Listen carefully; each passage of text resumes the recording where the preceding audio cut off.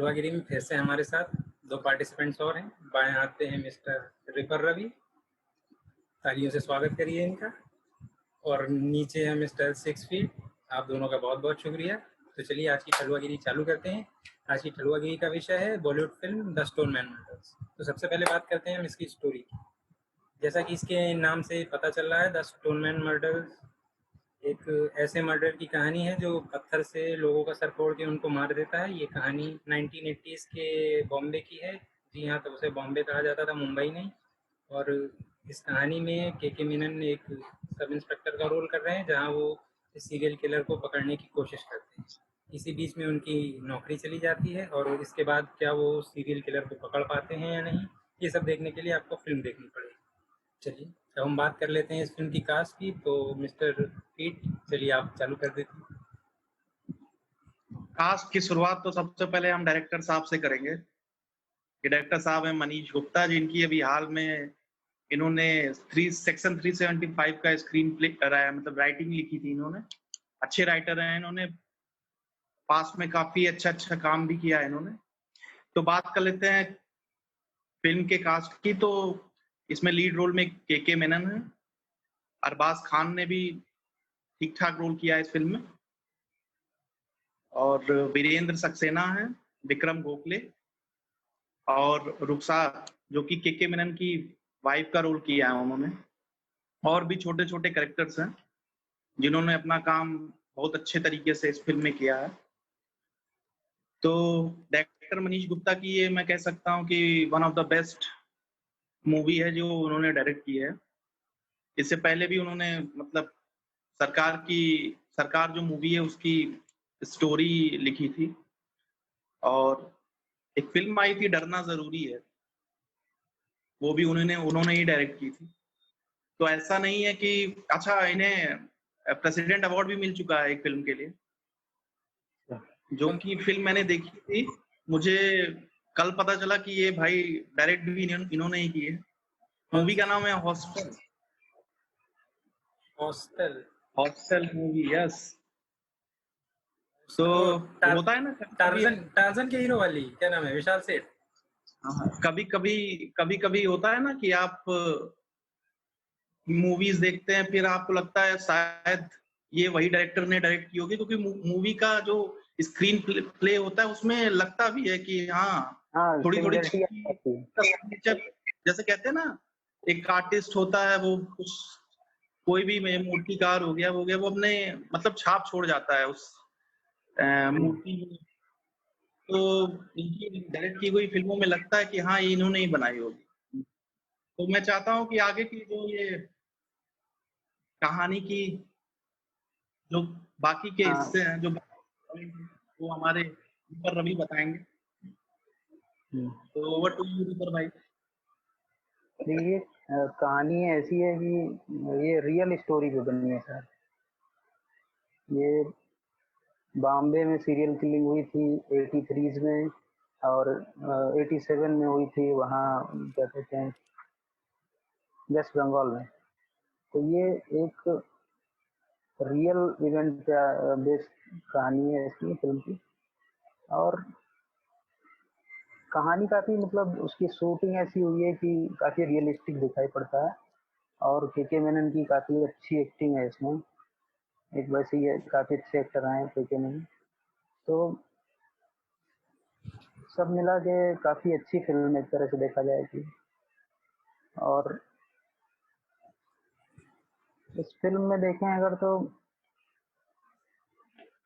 काफी इंटेंस इसमें सिनेमेटोग्राफी भी काफी अच्छी दिखाई दी है। तो यही सब चीजें हैं, काफी अच्छी फिल्म है, आप देख सकते हैं। सस्पेंस बहुत अच्छा है। सस्पेंस में ये रहता है कि आपको तुरंत शुरुआत में मतलब एहसास नहीं हो पाएगा कि ऐसा होने वाला है कुछ या ऐसा हो जाएगा, लेकिन कुछ मिनट पहले आपको हो सकता हो कुछ थोड़ी बहुत आप क्रैक कर ले जाएं कि हाँ ये होने वाला है। तो ऐसी फिल्म है और इंटरेस्ट बना रहता है फिल्म में पूरी, मतलब कनेक्शन आपका बना रहता है फिल्म से, बोरियत नहीं लगती है। तो इस हिसाब से भी फिल्म अच्छी है।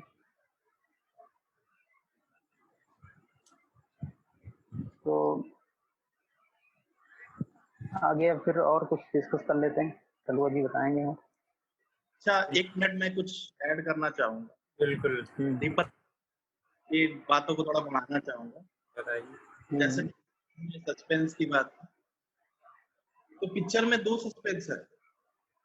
एक सस्पेंस तो खुल जाता है, एक सस्पेंस कई सालों बाद मुझे कल पता चला, जो कि पिक्चर की लास्ट सीन में है, जो कि हम तीनों में से अभी तक शायद किसी को नहीं पता होगा।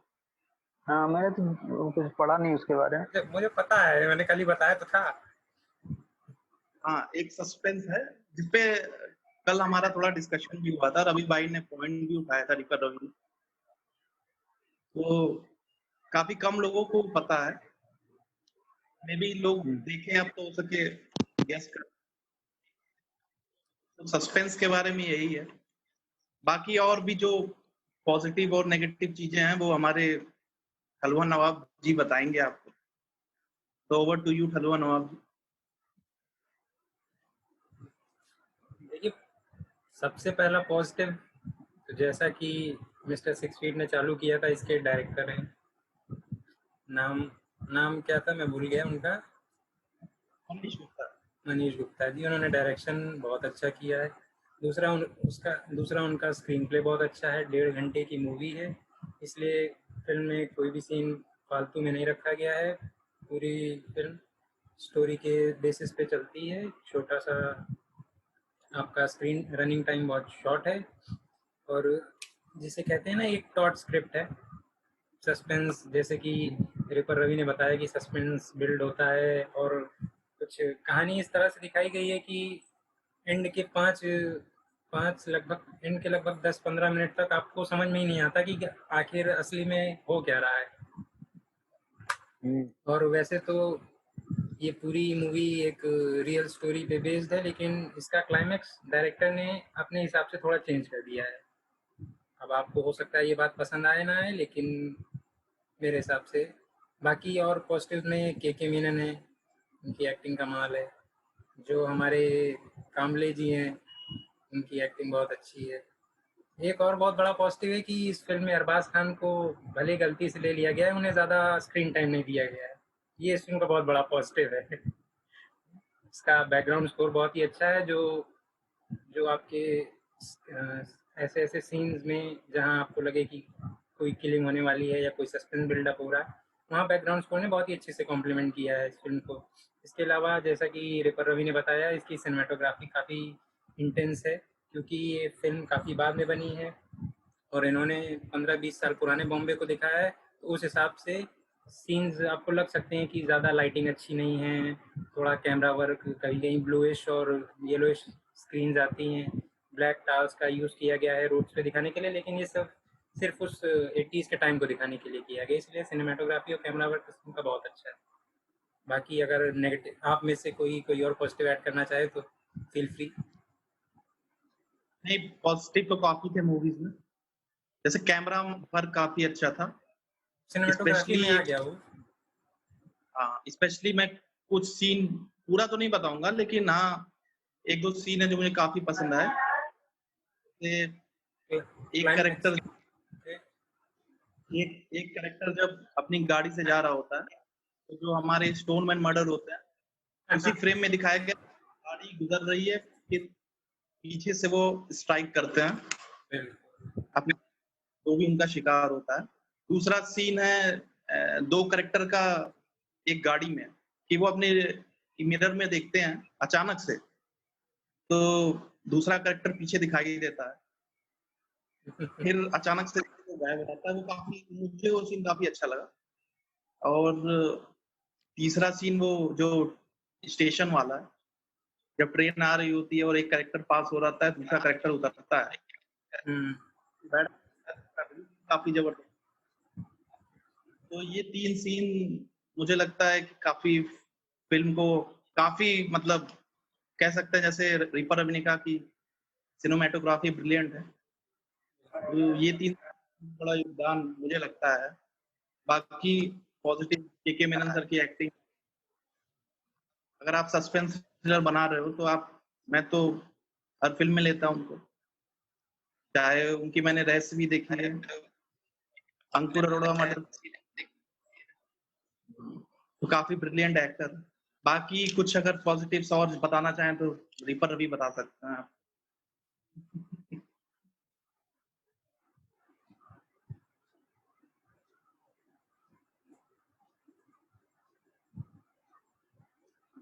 रिपर रवि कैमरा सही करते हुए,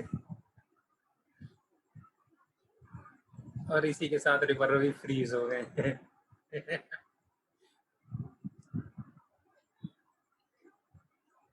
लगता है अपने अगले शिकार के पास गए हैं। तो पर रवि आप पॉजिटिव कुछ बताना चाहेंगे? के मेनन की जो एक्टिंग है उसमें काफी मतलब अच्छी एक्टिंग उन्होंने की है। वैसे भी उनकी एक्टिंग काफी अच्छी रहती है, मतलब उनमें काफी ज्यादा ठहराव है एक्टिंग में उनकी। वो सिचुएशन से काफी मतलब तालमेल बैठा पाते हैं अपनी एक्टिंग को। मतलब अगर वो एक किसी ऑफिसर का रोल करेंगे तो वो उनके अंदर आ जाता है, एक ऑफिसर आ जाता है। एक गांव वाले का रोल करेंगे, गांव वाला आ जाएगा उनके। तो काफी वर्सटाइल एक्टर हैं के मेनन। और जितना अच्छा कोप अप किया है मतलब इस फिल्म में उन्होंने काफी अच्छी एक्टिंग की है, पार एक्सीलेंस कह सकते हैं एक्टिंग की। तो चलिए पॉजिटिव्स की बात हो गई, अब बात कर लेते हैं इस फिल्म के नेगेटिव्स की। तो सबसे पहले मिस्टर फीड जी, आप बताइए इस फिल्म का क्या नेगेटिव आपको लगा? ये एक दो चीजें थोड़ी मतलब लॉजिकल लूप होल लगा। जैसे कहते हैं ना कि डॉट्स को अगर थोड़ा अच्छे से होता है ना, छोटे छोटे डॉट्स को कनेक्ट अच्छे से किया जाए, तो वो चीज मुझे थोड़ी मिसिंग लगी इसमें। जैसे मर्डर पे मर्डर हुए जा रहे हैं और जो हमारे दूसरे इंस्पेक्टर साहब हैं उनकी मतलब उनका जो इन्वेस्टिगेशन पार्ट था वो पिक्चर से थोड़ा मिसिंग किया गया मुझे लगता है। नहीं, आप नाम उनकी ले भी सकते हैं उस ऑफिसर का, कोई बुरा नहीं मानेगा। नाम नहीं ले सकता क्योंकि मूवी का फिर स्पॉइलर हो जाएगा। तो एक चीज तो मुझे ये लगा एक इस फिल्म में ये भी दिखाया गया है कि पुलिस डिपार्टमेंट की नाकामियां जो होती हैं वो भी दिखाई गई है इसमें। तो एक तरह से दूसरी चीज ये थी कि अब ये 80s का इन्होंने पूरा वो दिखाने की कोशिश की है, तो थोड़े बहुत तो लूप होल्स थे उसमें 80s के उसमें। जैसे कुछ लोगों ने कहा कि कुछ ऐसी बातें चल रही थी उस समय की मतलब 80s के दौर में ऐसी ट्रेनें मुंबई में नहीं चलती हैं ये वो। बाकी काफी कुछ लिखा भी गया था इसके बारे में, लेकिन उस पॉइंट को आप हटा सकते हैं। वो इतना तो बहुत ज्यादा नहीं। बाकी फिल्म और तो कुछ मुझे लगा नहीं इसमें कि मतलब ज्यादा कुछ नेगेटिव चीजें हैं। तो ज्यादा तरफ से रही। लंबी नहीं है फिल्म, केवल 1 घंटे 35 मिनट की फिल्म है। तो फिल्म काफी लंबी नहीं है, तो इसलिए बोरियत तो मतलब ऐसे निकल जाएगी फिल्म, कुछ पता ही नहीं चलेगा कब निकल गई। एक नेगेटिव जो मुझे लगा इस फिल्म में कि एक आइटम सॉन्ग इस फिल्म में बेकार डाला गया था, उसकी कोई जरूरत थी नहीं वैसे। आप और अगर कुछ अनयूजुअल सीन्स भी थे कुछ जो कि मुझे लगा कि उसकी जरूरत नहीं। अनयूजुअल सीन्स जैसे, और वो सीन भी जो क्या कहते हैं आइटम सॉन्ग डाला गया है, उससे भी लगता है कि ये 80s का नहीं है फिल्म, मतलब 80s का दौर नहीं लग रहा है। नहीं इग्नोर वही किया जाता है। तो वही तो मैं अभी आप मेंशन कर रहा था यहाँ पे कि 1980s के उस तरह के उसमें वो कर सकते हैं। बाकी उनमें से एक ये सॉन्ग भी रहा है कि ये भी वो फिट होता है उस दौर में। चलिए बात करते हैं द स्टोनमैन मर्डर्स के रिव्यू की। सबसे पहले इस फिल्म का डायरेक्शन बहुत ही अच्छा था, सिनेमाटोग्राफी बहुत अच्छी है, एक्टर्स स्पेशली के मेनन और कामले जी, साथ ही साथ कुछ और एक्टर्स हैं जिनके नाम मुझे नहीं पता, इन सबकी एक्टिंग बहुत अच्छी थी। स्क्रिप्ट बहुत टॉट और बहुत ही ग्रिपिंग लिखी गई है। 1.5 घंटे का रन टाइम है, इसलिए आपको ज़्यादा बोरियत भी नहीं होगी। बैकग्राउंड स्कोर ने फिल्म के सीन्स को बहुत ही अच्छे से कॉम्प्लीमेंट किया है। इन सब के अलावा सिनेमेटोग्राफी भी इस फिल्म की बहुत अच्छी है। आप इस फिल्म को अमेजोन प्राइम पे देख सकते हैं या तो यूट्यूब पे देख सकते हैं। चलिए बात कर लेते हैं इस फिल्म की रेटिंग्स की। तो मिस्टर 6 फीट, आप इस फिल्म को क्या रेटिंग्स देंगे? मेरे हिसाब से मैं दूंगा 7.5। रिपर रवि, आपका क्या कहना है? मैं भी 7.5 ही दूंगा, क्योंकि मैंने पहले सोच रखा था, अब इसमें पता नहीं। अब ये पता नहीं सच है कि नहीं भाई, मैं भी 7.5 ही सोच रखा था। हाँ ये तो बहुत अच्छी बात हो गई, तीनों यूनानिमस डिसीजन है ये तो चलिए, जजों की सर्वसम्मति से ये तय रहा है, इस फिल्म का रेटिंग है 7.5 आउट ऑफ 10। और ये एक बहुत ही अच्छी थ्रिलर फिल्म है। आप सबसे मैं गुजारिश करूंगा आप जाके देखिए। एक बात और जो कास्ट में मिस्टर 6 फीट से छूट गई कि इस फिल्म में एक भिखारी का रोल किया है, चर्सी भिखारी। वो फुकरे में भी चर्सी ही बना है। बताइए, कैरेक्टर डेवलपमेंट अभी तक बेचारे का नहीं हुआ इतने सालों बाद तक। और इस फिल्म में जनरली फिल्मों में एक ही सस्पेंस होता है, लेकिन इस फिल्म के एंड में आपको 2 सस्पेंस मिलेंगे। पहला तो आप नोटिस कर लेंगे, लेकिन दूसरा हो सकता है शायद आप नोटिस ना कर पाए। टूटी नहीं है उसमें। एक जो उसकी बच्ची बनी है वो बालिका वधू में सुगंधा बनी थी। उसको क्या लेना देना यहाँ पे? और एक प्रेम चोपड़ा का डुप्लीकेट भी है उसमें, जो हिजड़ा बना है। टूटी नहीं है। अशरफुल हक है उसमें। वो तो मैंने इम्पोर्टेंट कैरेक्टर। जो लोग देखते हैं वो बालिका वधू हो सकता है, लोग ना देखें। बालिका वधू हम नहीं देखे भाई, हम नहीं जानते। वो तो मैंने क्या कहते हैं इम्पोर्टेंट कैरेक्टर्स का नाम बताया उसमें। ठीक है, आपसे निवेदन है कि आप ये फिल्म यूट्यूब पे या अमेजोन प्राइम पे जरूर देखिए। ठलुआ गैंग फिर से आएगा।